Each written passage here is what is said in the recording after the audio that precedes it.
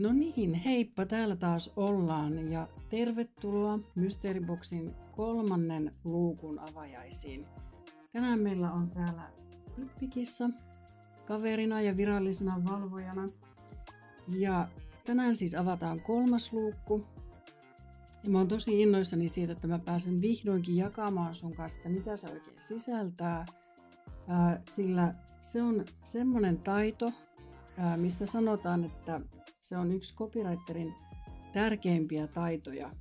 Ja jos sä jotakin haluat myyvästä kirjoittamisesta oppia, niin kannattaa opetella ainakin tämä. Sillä se on ihan varma, että se vie sen sun myyntitekstin ihan uudelle tasolle. Ja toinen syy, miksi mä oon innoissani tästä, niin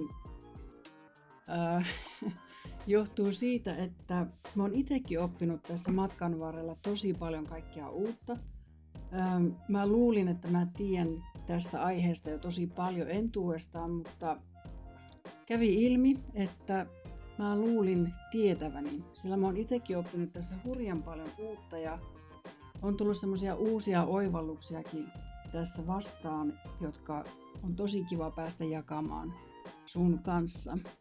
Joten pitemmittä puheitta mennään kattoon, että mitä se 3. luukku oikein pitää sisällään.